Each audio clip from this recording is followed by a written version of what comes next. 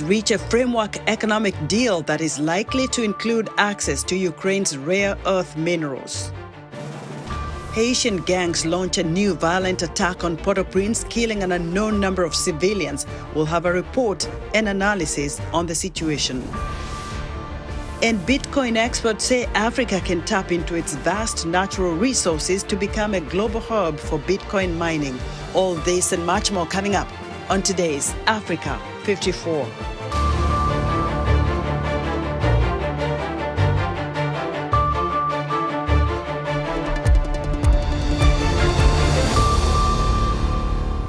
Ukrainian President Volodymyr Zelensky says a framework economic deal with the United States is ready. Zelensky also says that security guarantees that Kyiv views as vital remain to be decided, and a full agreement may depend on expected talks with U.S. President Donald Trump during a visit to Washington as early as Friday. Speaking to reporters at the White House, President Trump says he heard that President Zelensky was coming to the U.S. Capitol. I hear that. I hear that he's coming on Friday. Certainly, it's okay with me if he'd like to, and he would like to sign it together with me, and I understand that's a big deal, very big deal. And I think the American people, even if you look at polling, they're very happy. Trump says, quote, it could be $1 trillion deal. It's rare earths and other things, and Ukrainian officials say the agreement would provide an opportunity for Zelensky and Trump to discuss continued military aid to Ukraine, which is why Kyiv is eager to finalize the deal. Now to Germany, where Friedrich Merz, who is likely to be the next Chancellor of Germany after gaining the largest vote share in elections on Sunday, is warning that the U.S. quote, does not care much about the fate of Europe. He is calling for the continent to urgently organize its own defense capability. Henry Ridgewell has more. The Brandenburg Gate, once the frontier between East and West Berlin during the Cold War, was lit up Monday in blue and yellow, marking the third anniversary of Russia's full-scale invasion of Ukraine. The renewed threat from Moscow formed the backdrop to the German elections on Sunday, won by the centre-right Christian Democrats. I hope that the new government will continue to supply weapons to Ukraine, that it will work together with the European states to develop a major counterweight to Russia and now also to Trump.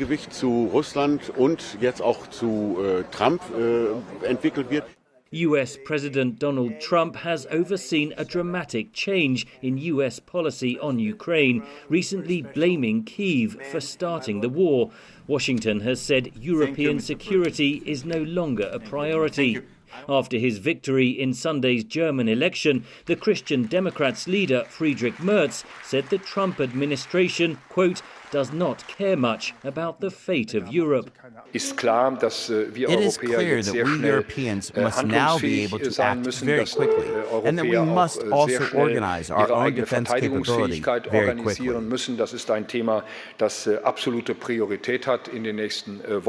Merz is a strong supporter of transatlantic ties, and his words mark a seismic shift for Germany and Europe, says analyst Mattia Nelles. We are, as Germany, shocked by the end of and utterly unprepared for the end of the Pax Americana, the end of America providing security for Europe. And we now find ourselves in a difficult position to organize the transition away from US being the leading provider of security to a more European-driven approach, not just to Ukraine, but to organizing our own self-defense. But Merz has said he's willing to lead on that. And let's see whether we are able to step up. Can Europe afford to pay for its own defence? Merz will have to change his fiscal stance, says analyst Liana Fix. He can agree to joint debt on the European level, which the Conservatives always hated. And he can agree to seizing Russian frozen assets, which has not been done so far, but should be done soon. He has talked about the UK and France having to extend the nuclear umbrella to Germany as a possible pathway. The Christian Democrats are well short of a majority. Merz has ruled out forming a coalition with the far-right Alternative for Germany, or AfD party, which came second with a record 20.8% in the Sunday vote. The centrist party's so-called firewall around the AfD has been strongly criticised by Washington. We consider this blockade to be undemocratic. You cannot exclude millions of voters per se. Instead, Merz is to begin coalition talks with the Social Democrats of outgoing Chancellor Olaf Scholz. In addition to defence spending, cutting migration and boosting Germany's ailing economy will likely dominate the discussions. Henry Ridgewell, VOA News. President Donald Trump says he wants to begin selling gold cards for $5 million to foreigners who want to move to America and create jobs. Trump says the immigration program, which he says is legal, could start within weeks. We're going to be selling a gold card. You have a green card. This is a gold card. We're going to be putting a price on that card of about $5 million, and that's going to give you green card privileges plus. It's going to be a route to citizenship. President Trump says he expects companies will pay to get educated workers into the U.S. with gold cards and that the country could sell 1 million cards. The new program will replace the existing EB-5 Immigrant Investor Program. Armed guns launched a pre-dawn attack on Haiti's capital Tuesday. Gunfire echoed through the streets of Port-au-Prince's Delmas 30 neighborhood as people fled their homes in panic, some cradling babies or carrying elderly people on their back. The head of a local human rights group says her organization was not yet able to estimate a death count, but there are reports of several people being killed or shot at and several houses set on fire. I used to live at Delmas 30, but now I don't know whether to go up or down, whether to turn left or right. Why are we in this situation? Wherever they go, we run. We haven't slept since the day before yesterday because everyone was panicking. But now they've finished us at Delmas 30. Today is the end. More than 1 million Haitians have been internally displaced due to a year-long conflict in which well-funded and broadly allied armed gangs have expanded and cemented their control over much of Port-au-Prince and surrounding areas. Haitian gangs launched a new attack on Port-au-Prince Tuesday, killing an unknown number of civilians.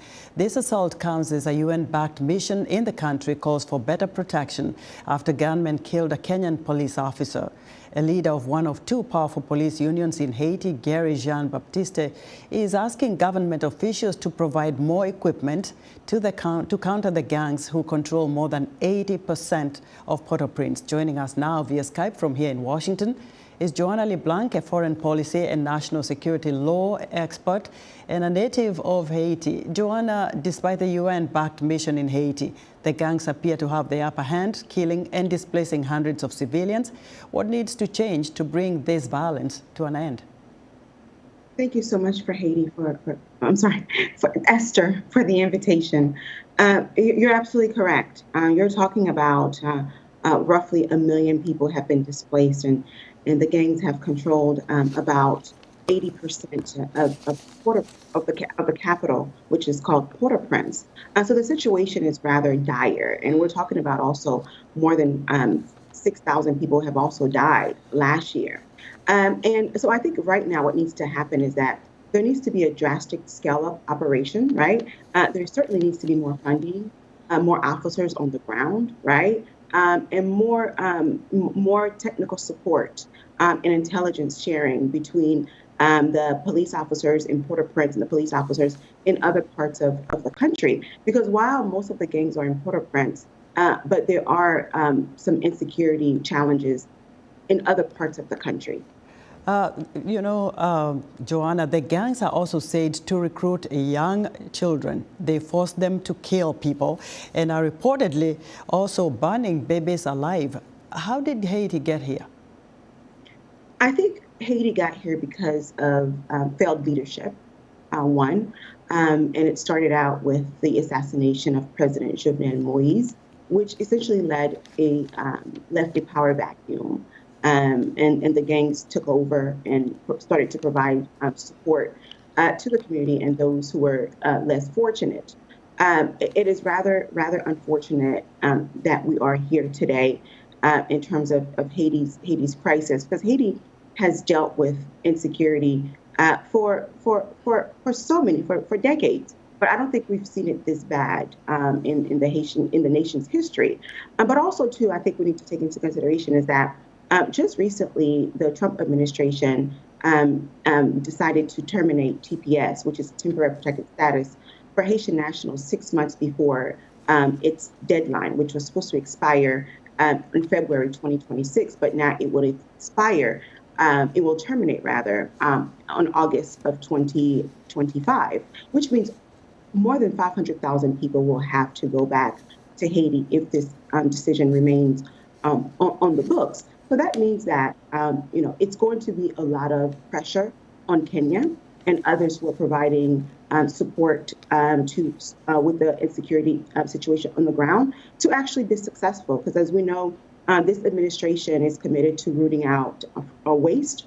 And if the United States is the biggest funder of the Kenyan-led mission, the United States will want results, because the United States will want to create a condition that is suitable for those Haitian nationals to return back to their native land. Joanna, what other help can the United Nations offer Haiti to support Kenyan troops? Of course, we already saw that one of them was killed by the gangs there. And to just be able to win this war without so much loss as we have already seen. Well, Haiti has broken colonial chains in the past. As the first Black independent country in the world, I think Haiti can do it again. So what I think needs to happen here is that Haiti has to liberate itself from this challenge, from this insecurity crisis, also humanitarian crisis, but it's going to need the support of its international partners. So there needs to be more funding to train local Haitian police officers, right? And also to provide support to the Haitian Defense Force.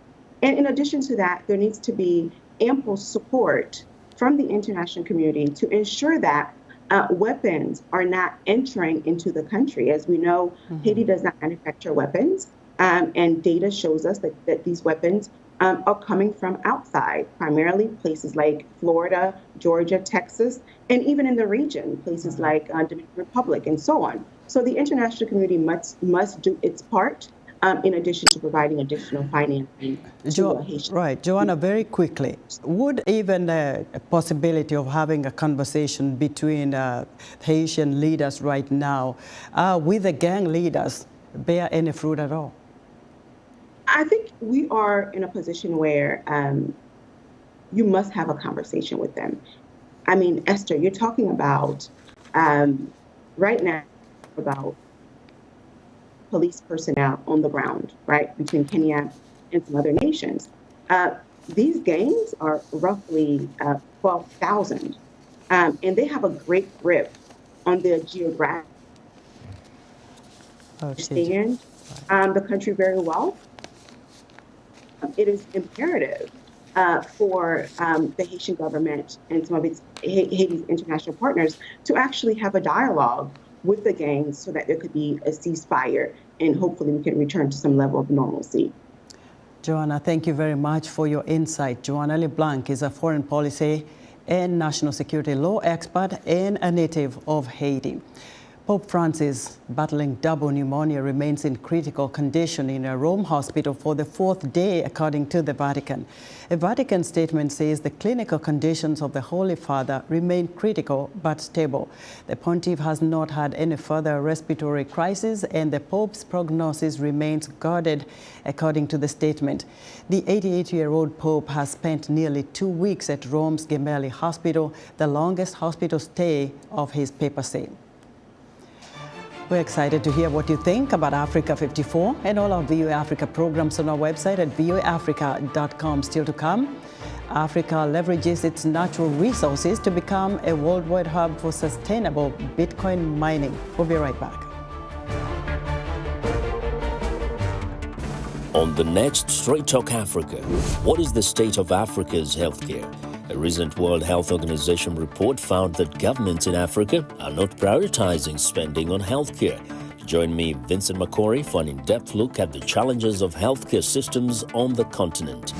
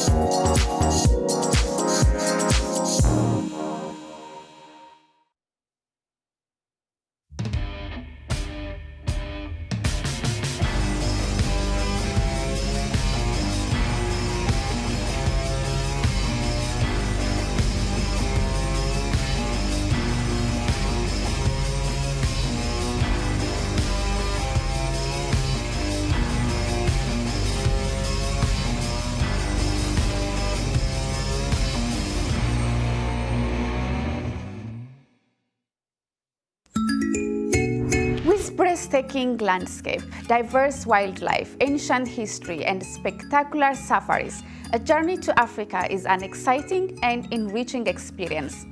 And while often not recognized, women play a significant role in shaping and driving Africa's tourism industry. On this week's edition of Our Voices, we will explore women's role in Africa's tourism industry and what should be done to give them equal opportunities, access to resources, and ownership. Join the conversation each week right here on Our Voices.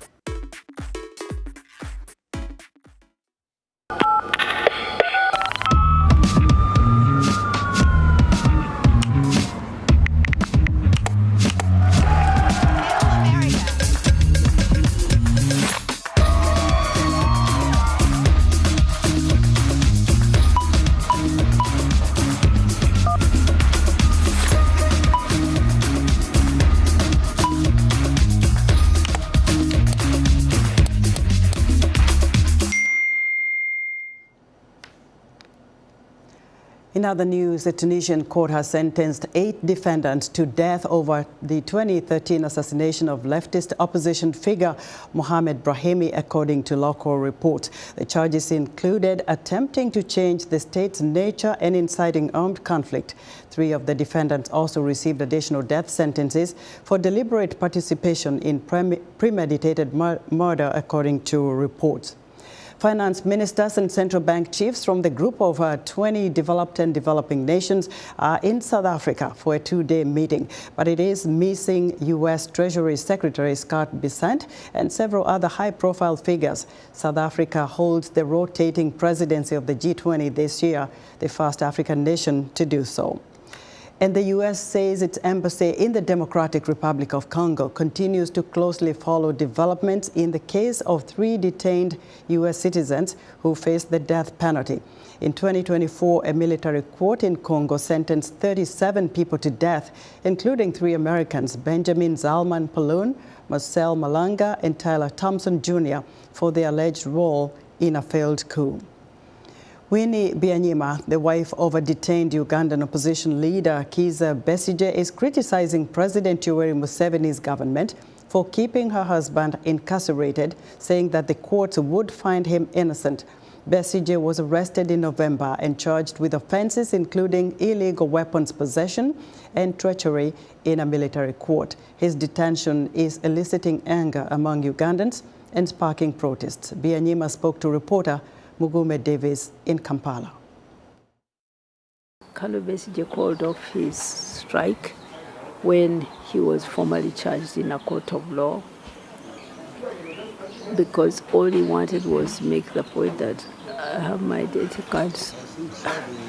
All he wanted to say was that he was happy to be charged in a court of law that's competent, because all along he was seeing himself as an abductee of President Museveni and his son. They were holding him with absolutely no warrant for arrest when the court-martial was declared illegal. Now there's some legality, but the charges are all framed, trumped-up charges. He's expecting to go before the court and be found innocent, but it's all a tragedy because he spent his whole life, 25 years, going through this, being framed, being found innocent, then being framed again. He's hounded, and this is not how he wants to spend his life. Winnie Byanyima is the wife of Ugandan opposition leader Kizza Besigye. Now to our technology report, Africa can leverage its abundant natural resources to become a global hub for sustainable Bitcoin mining with significant investments from Bitcoin companies across countries like Ethiopia, Malawi, Kenya, and Zambia. VOA Tech correspondent Paul Ndiho is here with a special guest. Hello, Paul. Thanks, Esther. Bitcoin mining uses powerful computers to solve complex problems, and computers consume significant amounts of energy. Despite criticism of its energy use, Africa has an opportunity to leverage renewable resources for economic growth and job creation by positioning itself as a leader in sustainable blockchain technology. Robert Ruford is the CEO of Potentia, a company that mines Bitcoin. He joins me here in the studio to share more information. Hello and welcome. Thank you. Let's start off by you telling us what's Bitcoin. Bitcoin is simply a peer-to-peer financial transaction network that utilizes blockchain technology to operate as a public ledger, meaning that every transaction across the Bitcoin network is completely transparent for all users. How about what's a Bitcoin mining? So what Bitcoin mining is, main goal is to provide their computational power, their hash rate to the Bitcoin network, and that's going to solve two key functions here. That is, one, going to help release new Bitcoin into the ecosystem, and secondly, process the Bitcoin transactions across the network. So your company, Potentia, is in Ethiopia. A lot of other companies are in Ethiopia and other parts of Africa trying to do Bitcoin mining. Tell us more.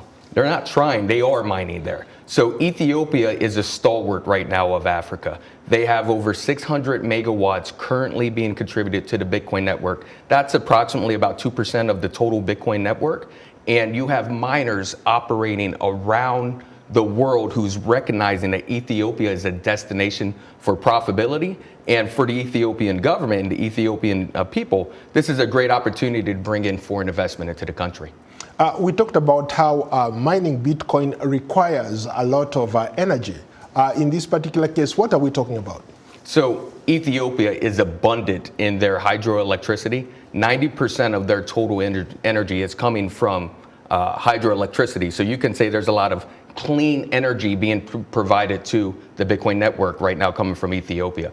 And because they have such an abundance of energy, there is cheaper energy there. That's one of the rationales why miners have been flocking into the country.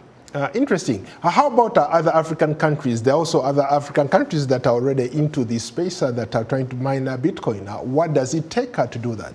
Absolutely, yes. There's absolutely other nations exploring the opportunity of what Bitcoin represents. Nigeria is deeply looking into the space. Kenya is definitely looking into the space. And across the nation, across several nations, you see entrepreneurs who are Bitcoin entrepreneurs identifying opportunities within their countries to mine Bitcoin and promote the network within their countries. Talking about opportunities, there are a lot of young Africans who are keen about this space. They want to be part of this technology here. How can they tap into these resources that we are talking about? Well, one, so many young people recognize the advantage of about what Bitcoin represents. One, that's being a Bitcoin holder, being paid in Bitcoin, paying for things in Bitcoin, utilizing the Bitcoin network for their financial transactions, but also identifying ways for them to be entrepreneurs in the space, being a Bitcoin miner, being a Bitcoin educator, and understanding this is connected them to a global community. So when we talk about Bitcoin, a lot of people think about money. Mining money, literally, right? How can somebody make money doing either Bitcoin mining or just investing in Bitcoin? Well, so for a Bitcoin miner, remember there was two key things that the miner is supposed to achieve. That is one, release new Bitcoin into the ecosystem and process the transactions. So every 10 minutes, Bitcoin releases a new block. Within that block, 3.125 Bitcoin are represented. So when a miner provides their computational power, their hash rate, and they solve that block, they receive that block reward, the subsidy, and they also receive all of the transaction fees that was present within that block. So do you work with individuals, or you work with governments or established companies? So what's so fascinating about this space is every entity you said is represented. Corporations, government, individuals, small businesses, large-scale business. So many people within this community comes from every sector of the government, every sector of industry, and recognize this as an opportunity to truly build a new community that is impacting the globe all at one time. A couple of days ago, there was the biggest heist of Bitcoin. How did that happen for a person who is into this space? Well, I think the most important thing to realize about that specific event is that the Bitcoin network was not hacked. The Bitcoin network has never been hacked. That is simply a matter of a custodial problem about how those Bitcoins were being stored and someone identifying a vulnerability. Very briefly, your company in Ethiopia, what are you trying to leverage on? Well, what I see as a great opportunity is with the new administration trying to position America as a leader in Bitcoin. That has changed how the everyday American is looking at this space and connecting the everyday American to opportunities within Africa, not just about seeing an opportunity for making Bitcoin and exposure to Bitcoin, but also realize that they are impacting the infrastructure of that nation, that there's a humanitarian effect here as well. Robert, I would love to have you back. Unfortunately, we've run out of time. Thank you so much. Thank you. Robert Ruford is the CEO of Potentia, a Bitcoin mining company. That is our Take Report. Back to you, Esther. Thanks, Paul. Be sure to join Paul Ndiho each Wednesday for his technology report right here on Africa 54. And that's our show for today. Be sure to watch Africa 54 on our website at voaafrica.com. From all of us here in Washington, thank you for watching.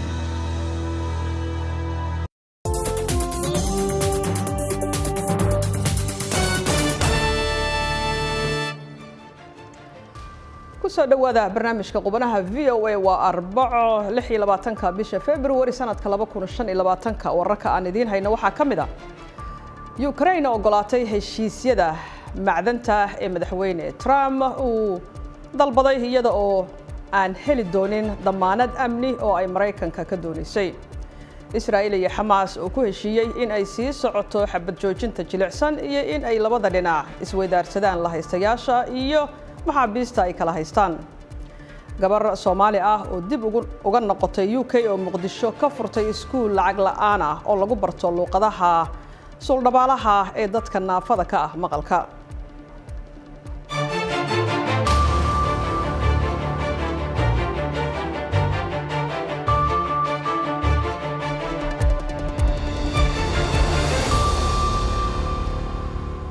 kulan wanaagsan dhammaantiinba barnaamijka qubanaha VOA waxa idin la socodsiinaya anigoo ah Caashi Ibraahim aadan aan ku bilownay aqalka Koongareeska Mareykanka ayaa si dirqi ah ku meelmariyay hindisa sharciyeedka miisaaniyadda talaadadii kaas oo looga dan lahaa in lagu horumariyo ajendayaasha madaxweyne Donald Trump ee ku saabsan socdaalka dib u habeynta canshuuraha iyo kharash dhimis qoto dheer qaraarka ayaa waxaa lagu meelmariyay 217 iyo 215 iyadoo dhammaan dimuqraadiyiinta iyo hal jamhuuri ah ay ka hor yimaadeen qaraarkan ayaa waxa uu dejinayaa qaab dhismeedka miisaaniyadda federaalka ee sanadka 2025 oo u baahan in ka badan 1.5 trilyan oo dollar kharash dhimis ah iyo sidoo kale 4.5 trilyan oo dollar oo dhimista canshuuraha la dheereeyay ee 10 sano ee soo socda dimuqraadiyiinta ayaa waxay dhaleeceeyeen qaraarkan lagu beegsanayo barnaamijyada bulshada sida Medicaid halka jamhuuriyiinta ay ku doodeen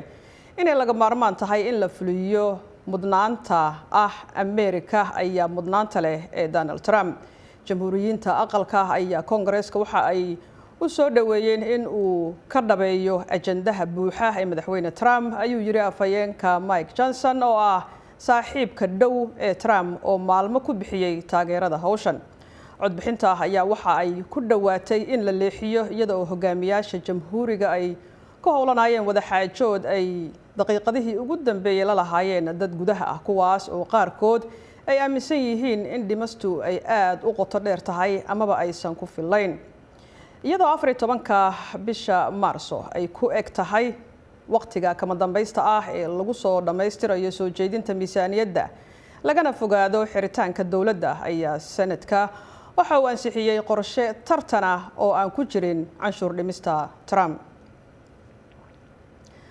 dalka Ukraine ayaa waxa la sheegayaa in uu ogolaaday heshiis uu la galayo Mareykanka oo ku saabsan dakhliga macdanta Ukraine Mareykanka ayaa waxa uu doonayaa in uu helo macdanta Ukraine si uu u sii wado taageerada uu siiyo dalka Ukraine laakiin Ukraine ma heli doonto damaanad amni oo ay ka doonayso Mareykanka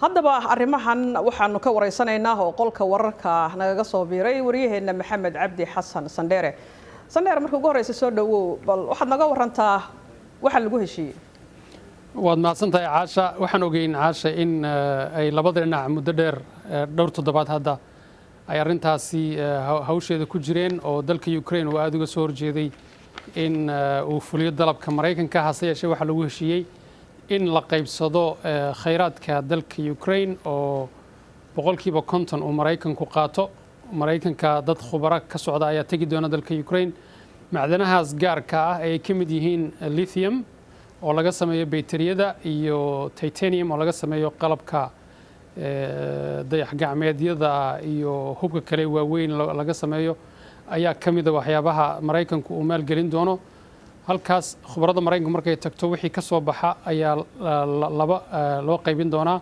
qor walbaana 50% ay heli doontaa iyadoo la abuuri doono sanduuq ay labada wadan wadaagaan wax kastoo Ukraine soo saarto ay ku jirto waliba saliidda ama gaasku sidoo kale waxay noqon doontaa arrin ay labada dhinac ay wadaagaan Maxamed waxaa jiray ismaandhaaf hore sidee ismaandhaafkaasi lagu xaliyay wallahi muddo soo qaatay waxaan ogeyn in Mareykanku uu kula shiray dalka Saudi Arabia dalka Ruushka arrinta nabad abuurista Ukraine madaxweynaha Ukraine wuu diidanaa heshiiskan ah in khayraadkiisa lala qaybsado wuxuu yiri madaxweynaha Mareykanku wuxuu ku nool yahay information khaldan oo ay dalka ruushku siiyeen taasoo Trump ka xanaaqay isaguna ugu yeedhay inuu yahay dictator aan dalkiisa doorasho gelinin inagoo og xilligii doorashada Ukraine la soo dhaafay loona dib u dhigay dagaalka lagu jira dadku dartii marka aduu wasiirka ganacsiga aadhada wasiirka maaliyadda ee Mareykanka Scott Bassett iyo ergeyga gaarka ee Ukraine Keith Kellogg ayaa ku noqonayay xataa waxa jirtay mar shir jaraa'id wada qaban lahaayeen ergeyga gaarka ee Ukraine iyo Mareykanku in la baajiyo la kansalay marka aad bay dawladda Ukraine ugu dayday inay ka hor timaado hase yeeshee waxaad moodaa in duruufta haysata darteed ay arrintaasi ka xoog badatay isla markaana ay ogolaatay in ay heshiis la gaadho Mareykanka oo ah dhinaca qaybsiga kheyraadka macdanta Ukraine goorma markaa la filayaa in la saxiixo heshiiskan sidoo qorshuhu yahay madaxweynaha Ukraine ayaa iman doona dalka Mareykanka maalinta Jimcaha isagiyo madaxweyne Trump ayaa markaa wada fariisan doona halkaasna waxaa la filayaa in Ukraine ay ogolaato soo jeedintii madaxweynaha Mareykanka Donald Trump oo in badan ku celceliya in lacag fara badan oo Mareykanku siiyay Ukraine intii madaxweyne Biden uu xilka hayay isla markaana ay mudan tahay in Mareykanku wixiisa dib u helo marka Jimcaha ayaa la filayaa in madaxweyne Vladimir Zelensky uu yimaado Washington halkaasna ay labada hogaamiye ku saxeexaan marka Mareykanka dhinaciisa ma sugi doonaa ammaanka dalka Ukraine wasiirka maaliyadda ee Mareykanka arrinta wax laga weydiiyay inkastoo waa arrin siyaasadeed oo u taala wasaaradda arrimaha dibadda hase yeeshee wuxuu qiray inuuna jiri doonin ciidan Mareykan oo Ukraine la geynayo hase yeeshee wuxuu ku nuucnuucsaday in khubarada iyo maalgashadayaasha Mareykanka ee jooga Ukraine taasi ay u tahay hubaal dhinaca amniga ah dalka Ukraine iyadoo waddan kale una ku soo dhiiran doonin iyadoo waddanka ay joogaan dad khubaro Mareykan ah iyo cilmi baarayaal Mareykan iyo dhaqaaleyahano Mareykan marka wuxuu yidhi taas u noqon doonta xaqiijinta amniga hase yeeshee wax ciidan oo Mareykan ah oo joogi doona dalka Ukraine oo amniga dalkaasi xaqiijin kara ma jiri doono sidaan ognahay Maxamed dagaalkan muddo 3 sano ayaa hadda u buuxsantay dalka Ukraine ka socda marka joojinta xasaradaas ayaa la hadalhayay marka xaggee maraysaa in la joojiyo colaadda ka taagan dalka Ukraine waa su'aal fiican waxa horta lagu wada xisaabtamayaa Zelensky haddii heshiis la saxiixdo Mareykanka Donald Trump dhinaca maarta kheyraadka intaasi ay Mareykankana siin doonto fursad uu Ruushku ku yiraahdo Ukraine way ogoshahay heshiiskii adiguna qaada laakiin marka la fiiriyo Ukraine anada marka la yiraahdo Ruushku wuxuu leeyahay arrimaha waaweyn ee la isku hayo haddaan xal laga gaadhin heshiiskan ma saxiixi doono marka weli arrin sii taagnaan doonta aad baad u mahadsan tahay kaasi waxa uu ahaa wariyaheena Maxamed Cabdi Xasan Sandheere oo qolka wararka naga soo biray mahadsanid mar kale Maxamed adiga mudanaasha dhinaca kalena ra'yi ururinta laga sameeyay dalka Ukraine ayaa waxa ay muujinaysaa in dadka dalkaasi ay guud ahaan rajo wanaagsan ka qabaan mustaqbalkooda inkasta oo shaki badan laga qabo hoos u dhaca taageerada Mareykanka wariyaha VOA-da Lisa Bakalet ayaa warbixintan waxa ay ka soo dirtay Kyiv Xuseen Barre ayaa faahfaahinta noo haya fagaaraha xorriyadda ee bartamaha caasimadda Ukraine ee Kiev waxa ay ahaan jirtay meel ubaxa lagu beero tan iyo 2022 markii duulaanku uu bilowday dadku waxa ay bilaabeen inay halkaasi keenaan calanka Ukraine iyaga oo xusaya askarta dhimatay 3 sano gudahood tirada calamada ayaa boqolaal kor u sii dhaafay waxaan keenay calan aan ugu talagalay xusuusta adeerkay mar walba qof ayaa jooga si uu cid u xuso 3 sano kadib duulaanka Ruushka dareenka dadku wali waa mid isku dhafan ha i weydiinin sida aan dareemayo sanadka saddexaad ee dagaalka waxaan waayay saygaygii waxa uu ku jiray ciidanka waxaan dareemayaa quus iyo cadho waxaan rabaa saygaygu inuu soo noqdo wuxuu ku maqan yahay safka hore ee dagaalka 3 bilood kama fikiro siyaasadda waxa kaliya rabaa qof walba inuu noolaado si dagaalkan uu u dhamaado si aan ugu noolaado dal nabdoon kuwaasi waxay ahaayeen qaar ka mid ah dadka degan Kiev kuwaasoo diiday inay sheegaan magacyadooda oo dhammaystiran macadka caalamiga ee cilmu nafsiga ee Kiev oo ah xarun aan dawli ahayn ayaa ka shaqaynayay Ukraine in ka badan 30 sano sahankooda dhamaadkii ay sameeyeen 2024 waxa uu muujiyay in dadka badankooda ee reer Ukraine ay wali rajo wanaagsan qabaan in ka badan 80% waxa ay weli aaminsan yihiin in Ukraine ay awood u leedahay in ay guul ka gaadho dagaalka haddii saaxiibada reer galbeedku ay si sax ah u taageeraan.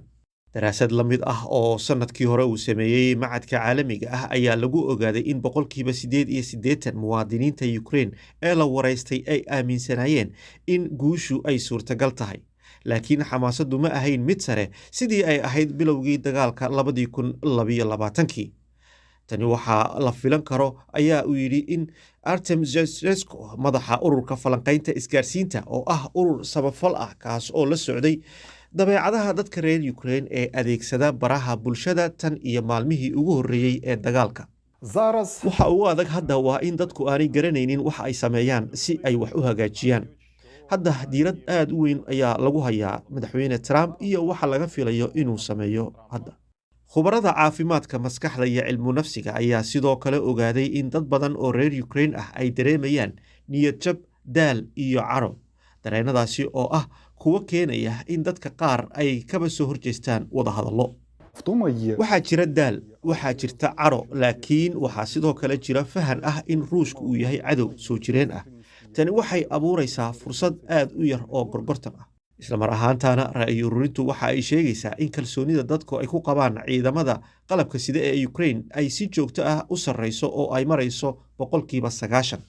sahan ra'yi ururin ah oo maalgeliyay macadka Mareykanka ee cilmu nafsiga ayaa isaguna muujinaya in wadaniyadu ay midaysay dadka reer Ukraine sanadahan. sida dalku siyaasad ahaan uu noqon doono dagaalka kadib waa su'aal kale. xuska iyo xasuusaha wadajirka ah ee la sameeyey waa calaamad muujinaysa bisayl, adkaysi iyo go'aan. laakiin marka dagaalku uu dhammaado oo aynu ku laabanno habkeennii siyaasadeed, markaas ayaan arki doonaa haddii bulshadu ay bislaatay amaba uu caqli u kordhay iyo in kale. dhanka kale, meel u dhow goobta xuska waxaa ka socda heeso wadani ah oo ay ku luqeynayaan fanaaniinta dalkaasi Ukraine iyaga oo muujinaya in wax walba ay hagaagi doonaan. Israa'iil iyo Xamaas ayaa ku heshiiyey in la isku beddesho haraadiga la haystayaashii dhintay iyo in la sii daayo boqolaal maxaabiis Falastiiniyiin ah, taas oo soo dedejinaysa in ay sii socoto xabad joojintooda jilicsan.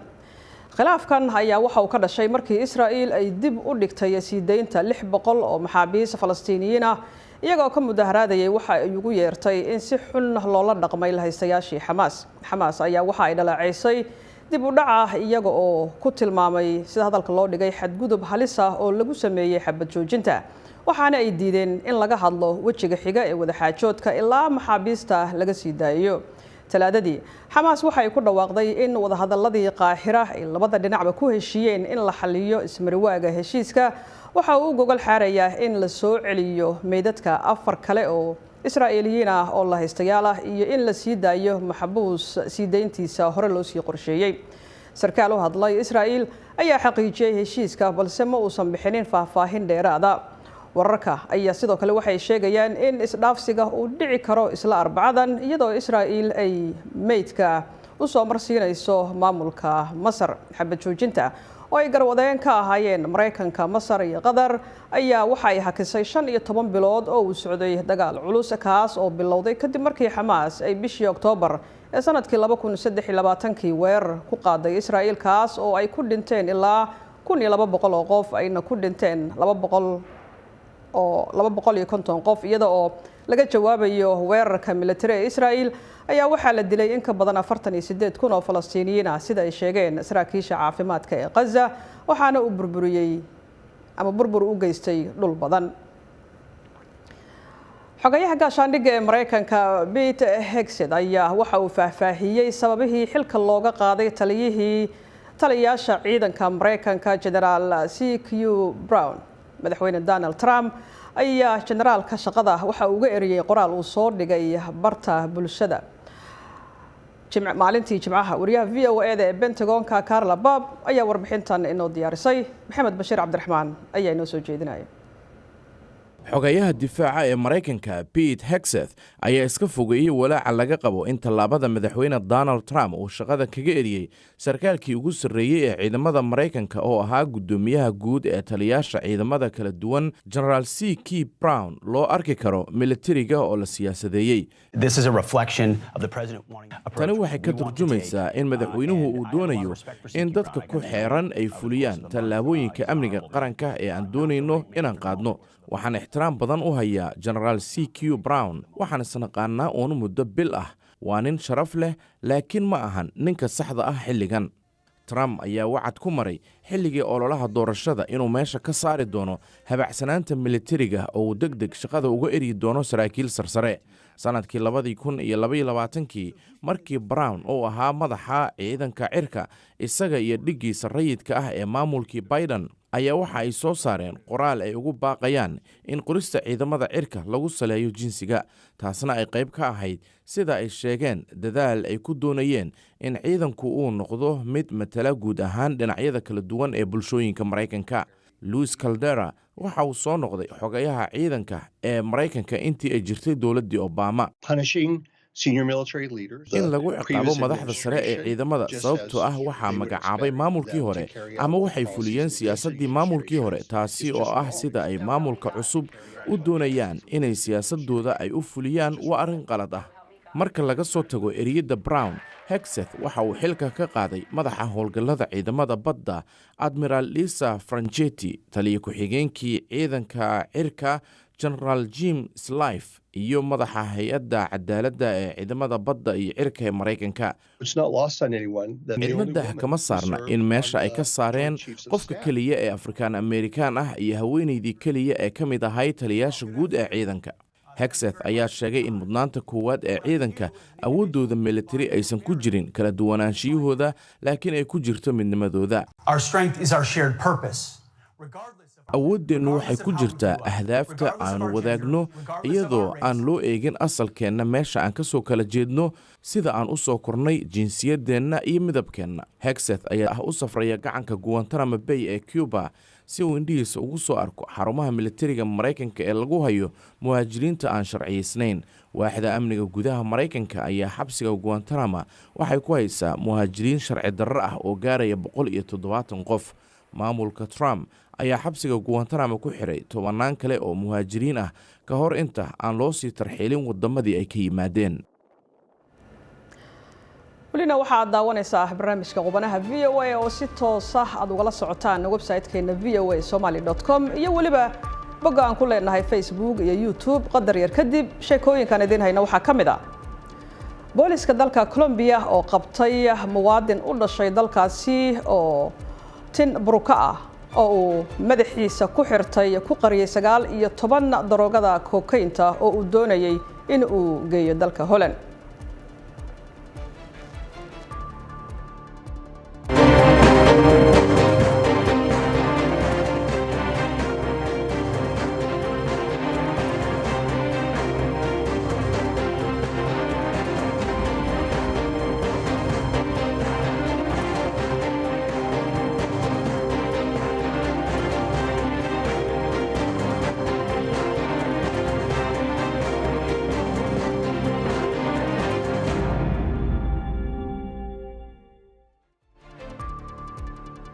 markale kulan wanaagsan barnaamijkeena qubanaha VOA waxa uu si toos ah idin kaga imaanaya stuudiyaha kontonaad ee VOA ee magaalada Washington DC.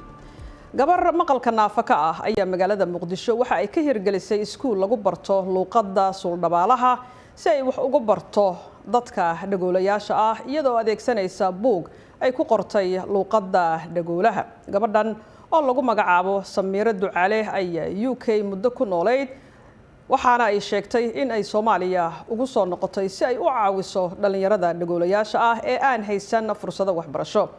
xasan kaafi cabdiraxmaan qoyste ayaa warbixintan ka soo diray Muqdisho.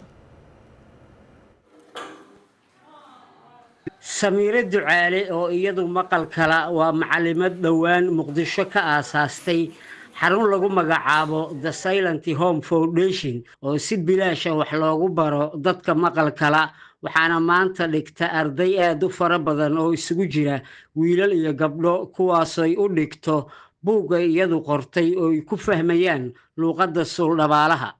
Samiira waxa ay ku nooleed UK muddo badan, halkaas oo ay ku soo baratay sida dadka maqalka la wax loo baro. Samiira Ducaale waxa ay qubanaha VOA u sheegtay inay ogaatay in tacliinta ay soo baratay looga baahan yahay gudaha Soomaaliya si ay uga faa'iidaystaan dhalinyarada maqalka la ee aan helin fursadii waxbarasho ee ay heshay oo kale. dadka waxa ku imaaday meel waxa ku faa'iideen dhugosha Somali salash ma haystaan أنا Somali salash ku qasab ilaa loo baro way isku fahmaan ilaa wax barasho si ku fahmayaan iyo waadiyaha hooyo iyo aabba isku fahmayaan dadka ardayda waxba ku baahday inay isku fahmaan Somali salash ku qof ma haysana ku qorto أنا كوكا فكركي waxa soo bixiyay Somali salash. Fartuun Cumar waxa ay ka mid tahay ardayda wax ka barta iskuulka dadka maqalka la ee Samiira ay hirgelisay kaasay ku soo biirtay sanadkii 2020 waxayna rajeynaysaa inay heer jaamacadeed waxbarashadeeda ka gaarto. Xisaabta Soomaaliga, artiska iyo Quraanka. Rajada ay ka qabto inay heer sare aqoon ka gaarto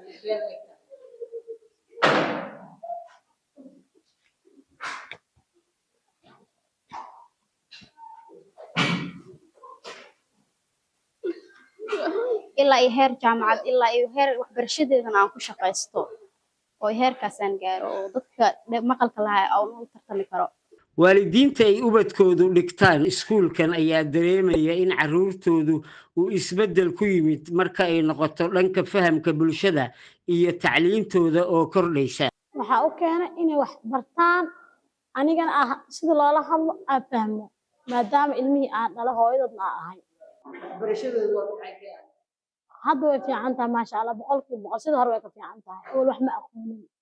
Samiira Ducaale ka hor intii aanay dibadda u bixin ma aanay aqoon luuqadda suuldhabaalaha ee sign language-ka taasi waxay keentay inay bulshada ka takoornaato. Binti Abuukar waa Samiira hooyadeed waxaanay VOA u sheegtay sida uu ahaa hayaanka nololeed ee Samiira Ducaale. Samiiro markii hore dhib badan ayaan kala kulmay ma aysan aqoonin sign language si ay u hadasho ma aysan aqoonin. waxaan dareemi jiray inay markaan sheekaysanayna aniga iyo carruurta iyo gabdhaha markaan qosolno inay dareemayso in ayada wax laga sheegayo ama wax ayada dhibaya la sheegayo intay isxanaajisay qolgalay nalay dansanay labada jilbooday ku fariisanay waxyaabo badan oo kala duwan aan ka soo maray alxamdulillah shukr rabbil caalamiin waxaan geeyay iskuul muxuu ahaaytay kuwa dhagahala gabadhii marka sign language aan geeyay wax gacanta laga hadlo dad badan oo ayada lamid ay heshay saaxiibay baratay dad kala nooc ah ayay heshay saas daraadeed gabadheeda hamigeeda waa soo noqday alxamdulillah shukr rabbil caalamiin waxay dareentay tii ayada haysatay walaalaheed Soomaali ah inay haysato alxamdulillah shukr rabbil caalamiin waa kan hadda dad eber ahay ama aan waxba fahmaynin ayay wax fahamsiisay.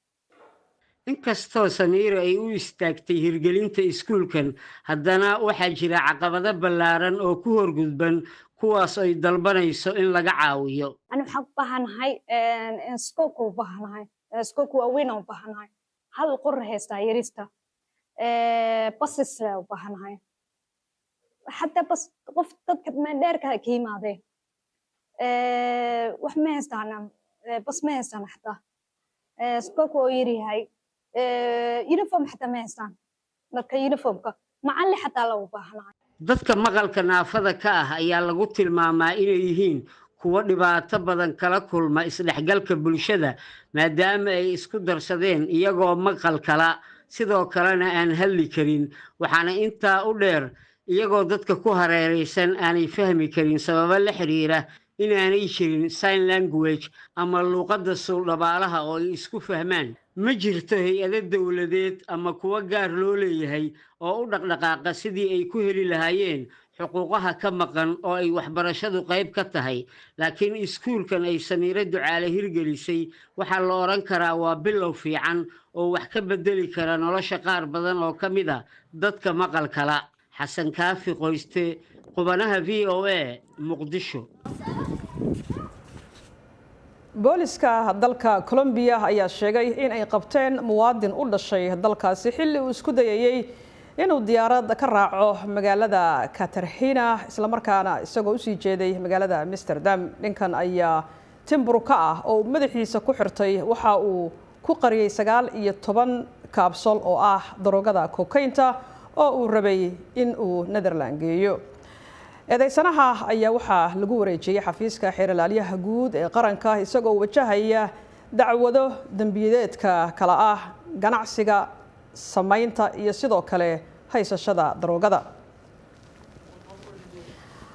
haddaba waxaa qolka wararka ee VOA-da haatan nagaga soo biray wariyaheena Maxamed Bashiir Cabdiraxmaan. Maxamed, marka ugu horeysa soo dhawow. marka xiga waxaad faahfaahin naga siisaa ninkan madaxa burukada ku soo xirtay ee rabay inuu daroogada gudbiyo.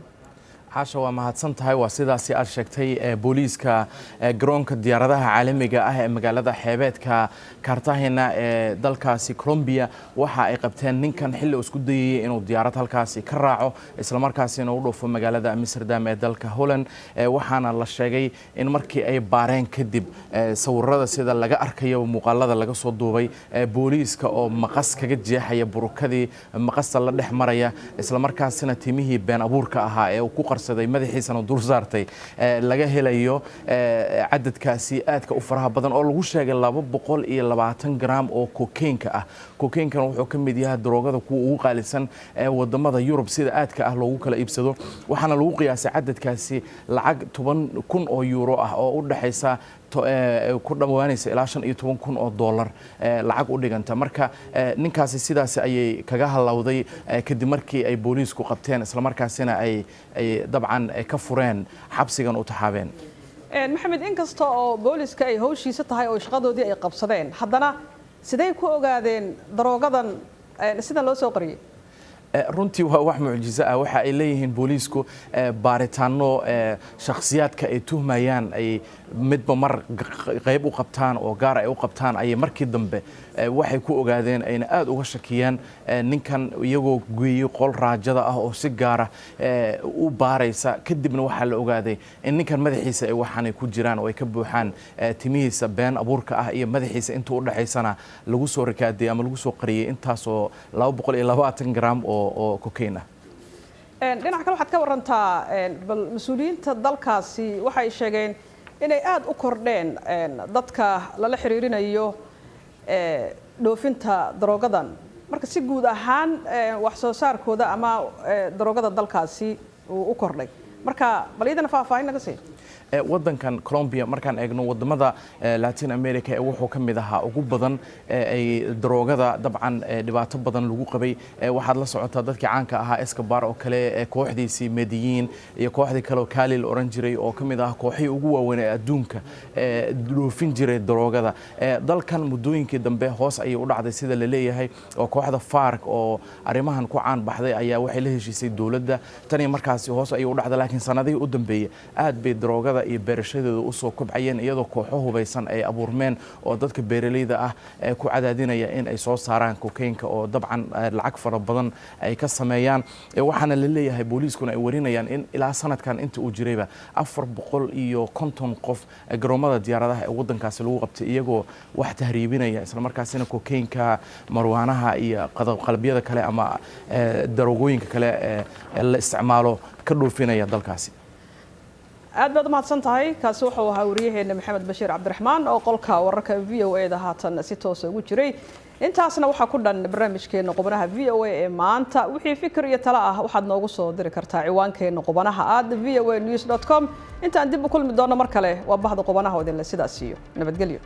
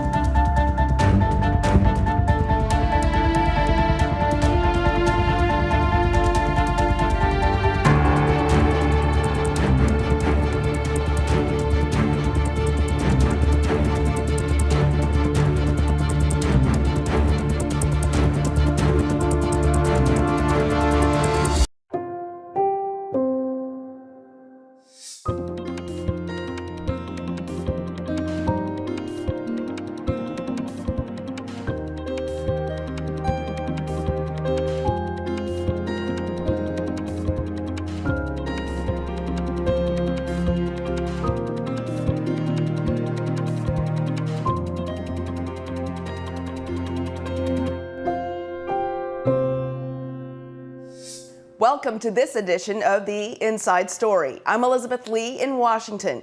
For many visitors, historic Chinatowns in California and New York have become tourist destinations. But there are Chinatowns all over the world. Many of them first started as enclaves, where immigrants gathered from Asia either by force or choice to feel safe in a new home, where they often did not feel welcomed. On this episode of The Inside Story, we'll take you to some iconic Chinatowns, some new, some old, but all of them unique. We begin in Los Angeles. The Chinatown there has grown into multiple neighborhoods and expanded into the suburbs. The most recent immigrants from mainland China are joining those from Hong Kong, Taiwan, and Southeast Asia. Michael Sullivan reports on the experiences of the newest immigrants to Los Angeles and what surprised them about their new home. Although many Chinese Americans still celebrate major festivals, live and work in historic Chinatown in downtown Los Angeles, the most heavily populated Chinese areas of Los Angeles are the eastern suburbs, the San Gabriel Valley. 13-year-old Jenny Ha plays with her younger brother here, a place that has attracted many migrants from mainland China. Jenny, her brother and father made their way through Central America, and VOA met them at a migrant center in Panama in February. Their father, Ha, asks that he not be fully identified for fear that Chinese authorities will harass his family in China. Our boat overturned, so we couldn't go by boat. So instead of a 2.5-day walk, we had to walk for 4.5 days in the rainforest. He would later lose sight of the migrant caravan in the depths of the rainforest. I couldn't see anyone in front of us or behind us. At that point, it was a test of my own state of mind. They persevered. When the family reached the United States, they asked for political asylum, and their case is pending. Jenny misses her dog back in China and her mom, who will join them later, but she is happy here. The America I had imagined is a place that's not very safe. But once I got here, I feel it's quite quiet here, and they're especially kind to children. Another asylum applicant from China, Li DeLong, delivers food from a rental car. 2 years ago, he faced hardships and bandits in Central America. Li now lives and works in a neighborhood where not much English is needed to survive. My understanding is that the U.S. is a country of immigrants. Different ethnicities all live within their communities. For a new immigrant like me, who doesn't really understand English, I mainly live in the Chinese enclave. Li copes with loneliness, but says life is better here than in China. In that kind of environment, it's hard to survive. We're not optimistic about the future of China, especially since Xi Jinping came to power. The Chinese economy is declining in a straight line. U.S. officials say from October 2023 through April 2024, 27,700 Chinese migrants tried to enter without visas through the southern border, along with hundreds of thousands of migrants from other countries. The waves of Chinese immigrants arriving in Los Angeles over the years have received help from benevolent groups made up of Chinese who had come before them. More recently, help has come from outside their own communities, including English lessons from this local church and household supplies at this neighborhood charity drive. Much of the aid is informal, coming from new friends made at work or at gathering places like shopping centers and temples, as they adapt to a world that's both familiar and different. Michael Sullivan, VOA News, Los Angeles. From Los Angeles, we travel across the U.S. to New York City. Many people of Chinese heritage go to the Big Apple to work and study. In fact, there are several so-called Chinatowns just in this one city alone. The newest is in a neighborhood called Long Island City. It's just a few subway stops away from Manhattan. Let's see why some locals describe this as the younger, hipper Chinatown. These furry friends come to mind when New Yorkers describe the type of people drawn to Long Island City. They love to keep doggies. So there's an abundance of just dogs and dog parks. Another notable attribute of this neighborhood, the growing number of Asian faces and Chinese characters here. The buzz is there, where this is almost like the new Chinatown. In a city where Asians make up more than 14% of the population, there are actually several so-called Chinatowns in New York City. There's the old Chinatown in downtown Manhattan with roots in the mid-1800s. And the Queens neighborhood of Flushing is home to the largest number of Chinese immigrants in New York City, some 70,000. Software engineer turned martial arts coach Kit Young was living in Flushing until he discovered Long Island City. Several years ago, I had a puppy, and I came to Long Island City to a dog park, and I just instantly fell in love with Long Island City. Not only did Young move here, he's also seen a growing number of Asians attending classes at his gym. Here in Long Island City, it's a more modern, you get a lot of young professionals, a lot of students, a more hip, cooler type of Asian food and trendy restaurants and trendy bubble tea and desserts. Running one bubble tea spot is Zoe Jung. She saw a business opportunity in Long Island City. A lot of my friends that live in Long Island City because Long Island City is very close to Manhattan. Originally from China, Jung moved to New York with her parents. She lives with them in Flushing but hopes to move here one day. The Long Island City has a lot of new skyscrapers than in Flushing or in old Chinatown, Manhattan. These shiny new buildings have not always been here, says Long Island City entrepreneur Chris Yu, whose parents are from Taiwan. I remember when I first moved to New York 7-8 years ago, it was actually still quite industrial. All the apartments are pretty low rises. You know, now when you're in LA, you see all the high rises. The most prominent high-rise is this 67-story condominium, Skyline Tower. It's an example of how new construction in Long Island City offers a little more for the money than the older buildings in Manhattan. You know, you have a 24-hour door person, you've got a gym, you've got a roof deck, you've got a pool. The views are incredible. I mean, you know, Skyline Tower, you would hope you would have some skyline views, and you certainly do. The area around Skyline Tower is also the center of where the Chinese community lives and shops.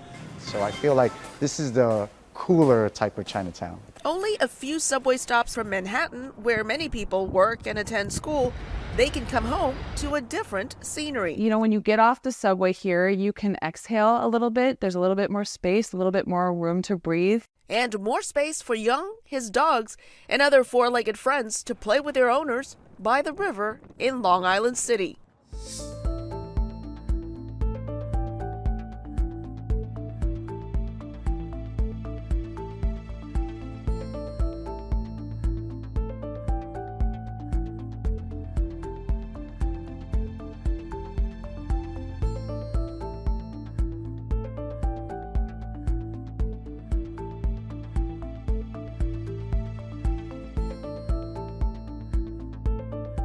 We now head to Peru in South America. In the capital city of Lima, Chinese immigrants established a Chinatown after arriving as indentured laborers.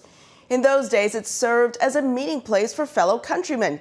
Today, it's become a vibrant commercial hub where Chinese and Peruvian cultures have mixed, giving this Chinatown a unique flavor. Adriana Nunez Rabascal brings us this story from Lima. From the colors to the sounds, and above all, the flavors, the ingredients that make up Lima's Chinatown. It is a fusion of cultures that can be experienced in the food scene here, says restaurant owner Vanessa Young. Buen provecho.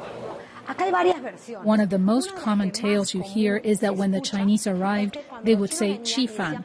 Chi means eat and fan rice. When Peruvians walked by Chinatown, they would say, hey, what are the Chinese doing? Chi fan, chi fan. Oh, look, their food is called chifa, and it's stuck. John has taken the fusion of both cultures to her kitchen. What did the Chinese teach the Peruvians? The way to stir fry, the use of the wok. But what did we teach the Chinese? We add yellow pepper, Peruvian pisco to our dishes. That fusion creates a super enriching intercultural gastronomy.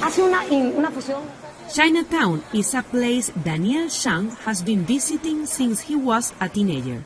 Chinatown is part of our history, where our grandparents brought us to unite the whole family. Chinese migrants first arrived in Peru in 1849 under the so-called Chinese law. As indentured laborers and servants, the Chinese filled the shortage created by the abolition of slavery 5 years after the first Chinese arrived here. Most of them came from the Guangdong province in southern China. The Great Wave was between 1849 and 1874, when 100,000 Chinese arrived. After working on the land owned by wealthy Peruvians and fulfilling 5 to 8 year contracts, the Chinese were free to start a new life. Many Chinese moved to Lima. The first thing the Chinese did here was start businesses. That's all they knew how to do here in Lima. Other waves of migration brought more Chinese to the country. Very few Chinese families still live in Chinatown, but the community maintains its cultural link to the past in the markets. These are the Chinese mushrooms used in all Chinese stir-fries.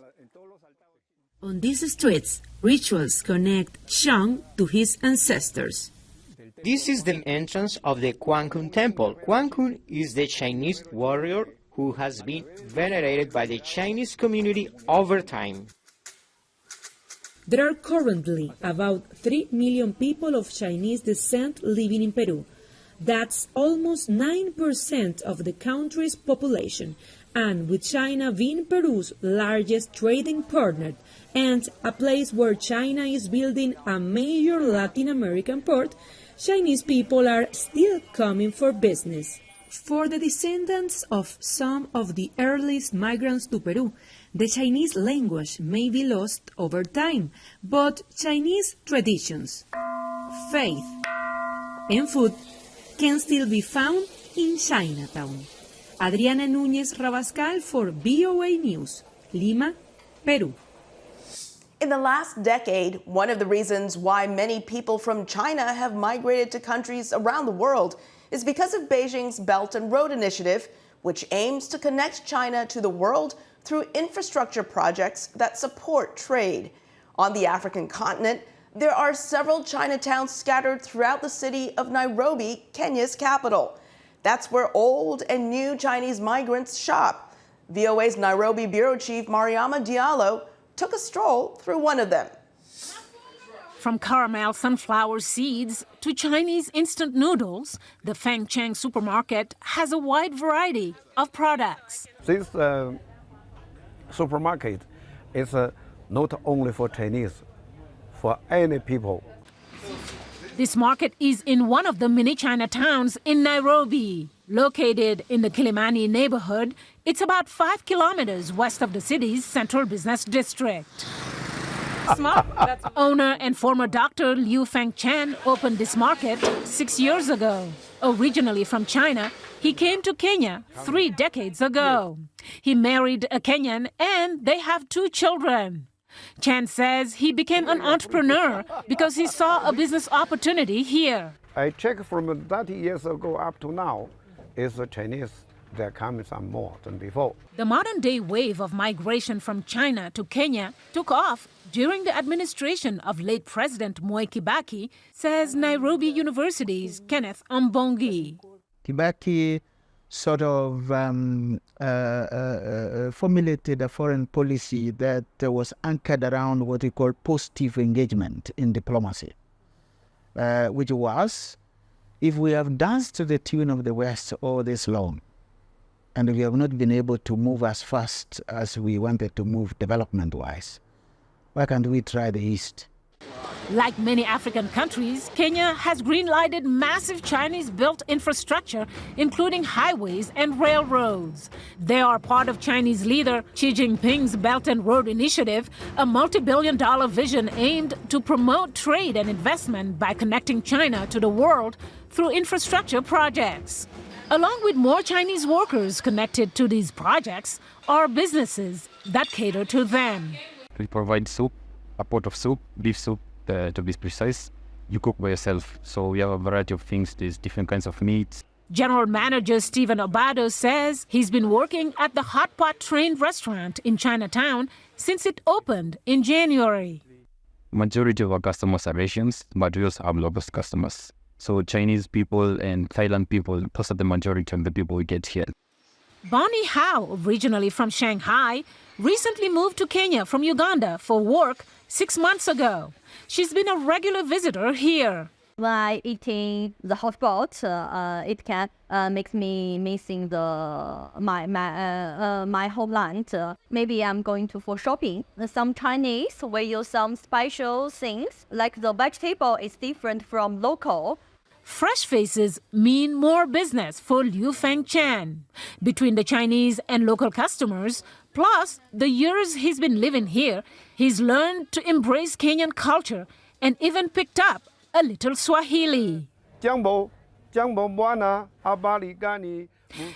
Jallo, VOA News, Nairobi.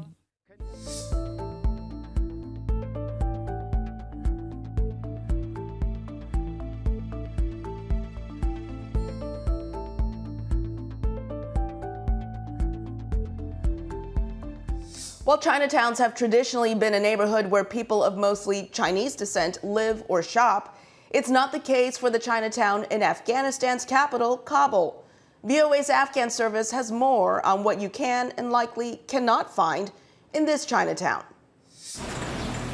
Kabul's Chinatown is unlike any other Chinatown in the world. It's hard to find Chinese faces here, but there are plenty of Chinese-made products. They are Chinese brands. We bring quality products to the market. Opened in 2019, Kabul's Chinatown is more of a marketplace. It's where Afghans sell and buy Chinese products. While Afghanistan gets imports from Pakistan, Iran, and China, Chinese products offering low prices draw people here. Chinese goods have a good market in Afghanistan, and it is developing. This Chinatown has already been moved once, and there are plans to move it again, says this Chinatown shopkeeper Hafizullah. In the future, they will have a very nice place in Dessabs. Chinese want to build a town, and they plan to have 150 factories there. Hafizullah is referring to the Chinatown Industrial Park project, about 19 kilometers northeast of the current Chinatown. Announced in 2022, developments on the new industrial park can be seen here from the Chinatown in Afghanistan website, sponsored by China's Ministry of Commerce. Chinese state media Global Times then cited Chinatown Kabul's Deputy General Manager Li Zhijing and reported the project to include partnerships from mining to urban area construction and production of building materials. So far, construction and development have been minimal based on images analyzed by researchers at the Global Disinformation Lab at the University of Texas in Austin. Chinese companies have shown interest in Afghanistan's mining sector, but experts say further business partnerships are being hindered by Beijing's concerns over terrorist activities that would affect Chinese business inside Afghanistan and even potentially spill over into China. I think the economic-oriented relationship between China and Afghanistan is important, but it is not possible currently, and the relationship between China and Afghanistan is believed to be more security-oriented. To that end, Beijing has repeatedly expressed concern and encouraged the Taliban to combat all forms of terrorist forces within the country. For VOA's Afghan service, Bejan Hamdard, VOA News. While we didn't see a lot of Chinese people in our last story, the next story looks very different as we head to the island city-state of Singapore in Southeast Asia. Nicknamed the Lion City, Singapore is home to a majority ethnic Chinese population. It may seem strange, Chinatown in a majority Chinese area. Adam Hancock thought so and brings us this story from a historic district in the island nation. These murals can be found across Singapore, created by Yip Yew Chong. Some of his most famous pieces can be found in the city's Chinatown. The interior of my Chinatown home. Yip grew up in Chinatown. His family shared a small house with up to 5 other families at a time. But it was what happened outside that shaped his childhood. The whole street is called the Street of the Dead because on the street there were funeral parlors, coffin makers. Like so much of Singapore's history, the story of Chinatown begins with Britain's Sir Stamford Raffles. In 1822, he designated a settlement for the many new Chinese immigrant arrivals. The British had established themselves in Singapore. They had created law and order. There was tremendous hardship in China and difficulties. And so it was natural at that point of a period where there was great disorder and instability in China to go forth. This small island, once a British colony, is now its own nation and has become the second largest port in the world. Despite the name, Chinatown is not a Chinese-only community. The district reflects Singapore's patchwork of cultures. Chinatown is home to the oldest Hindu temple in the country, and one of Singapore's earliest mosques is just up the road. Chinatown is also famous for its elegant shophouses, but as the Chinese population continued to grow, they became overcrowded. It led to many residents being rehoused across Singapore. But for a country where ethnic Chinese make up 3/4 of the population, this part of the city is still a focal point. And the idea of it remains powerful enough for the community to gather here during special Chinese occasions. Today, Chinatown is a hub for Singapore's many visitors, filled with sound, colour, food and shops. It's also home to many family-run businesses, like Tong Heng, which has been serving pastries since the 1930s. Its famous diamond-shaped egg tarts are as popular as ever and one of the oldest brands in Chinatown. Today, Anna Fong runs the pastry shop, established by her great-grandfather. There's a very strong bond, like old businesses helping each other, and there's this very strong community spirit. Whilst that spirit might remain, plenty of other things have changed. In 1983, Yip and his family relocated from their small house to a new high-rise public housing by the country's Housing Development Board, or HDB. My family was very lucky to have moved to the 25th floor of the HDB flat.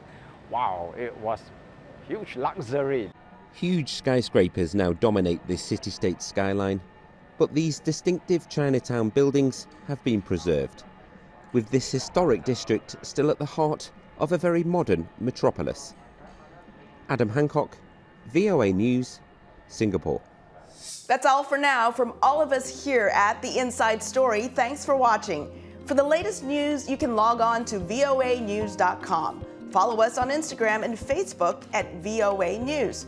To get all kinds of great VOA content, follow me on X at EliTV1.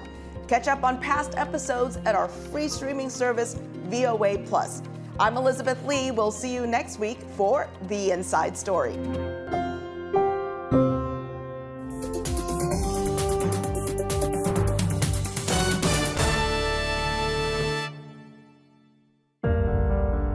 In times of change, when the world seems uncertain and what we hear doesn't reflect what we see,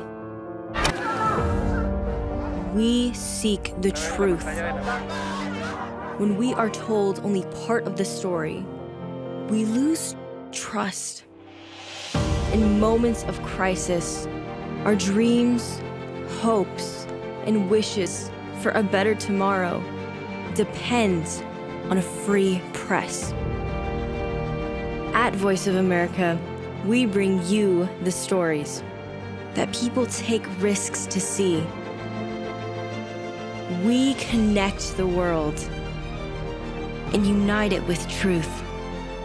At Voice of America, we show you the whole picture.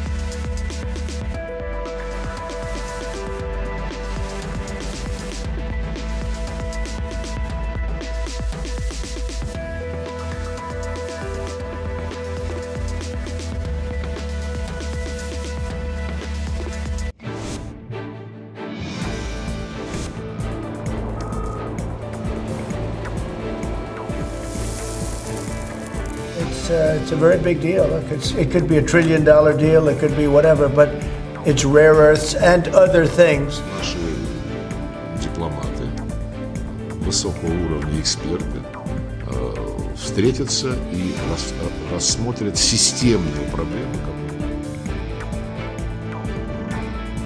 Vote, the ayes are 217, the nays are 215. Majority voting in the affirmative, the current resolution is adopted. We're going to be putting a price on that card of about $5 million, and that's going to give you green card privileges plus. It's going to be a route to citizenship.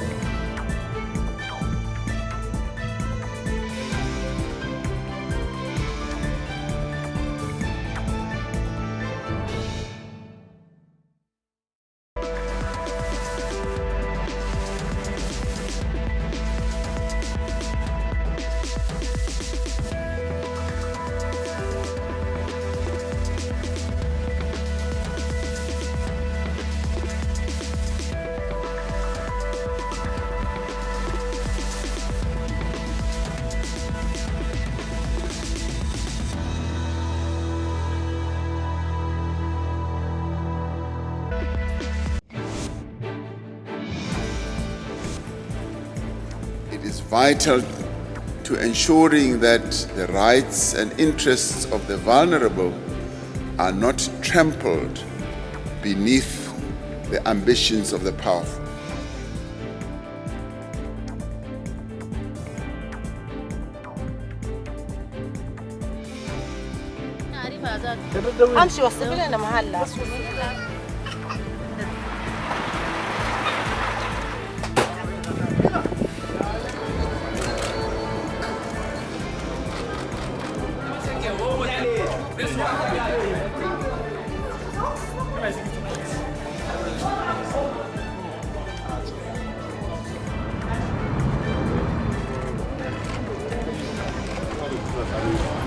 This is contrary to the provisions of the Constitution of Zimbabwe.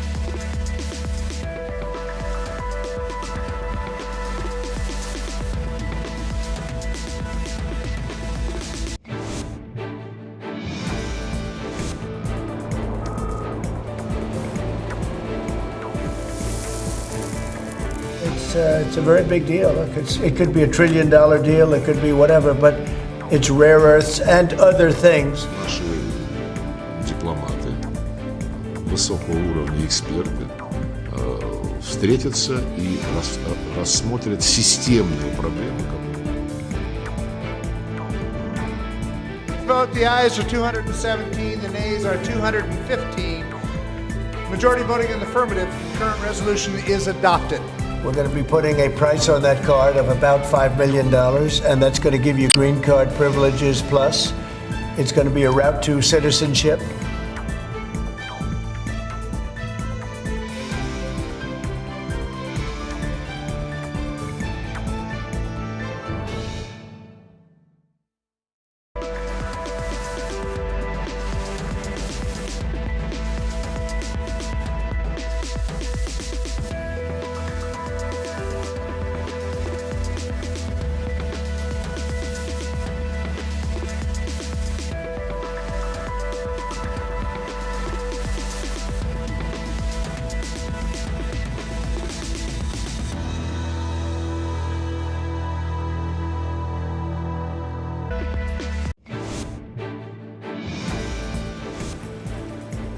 It is vital to ensuring that the rights and interests of the vulnerable are not trampled beneath the ambitions of the powerful.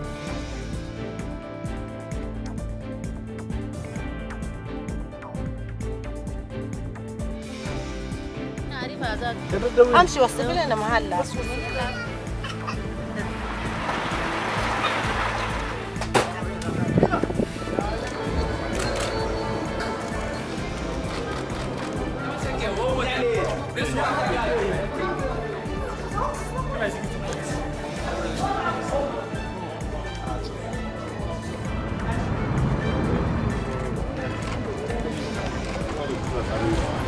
This is contrary to the provisions of the Constitution of Zimbabwe.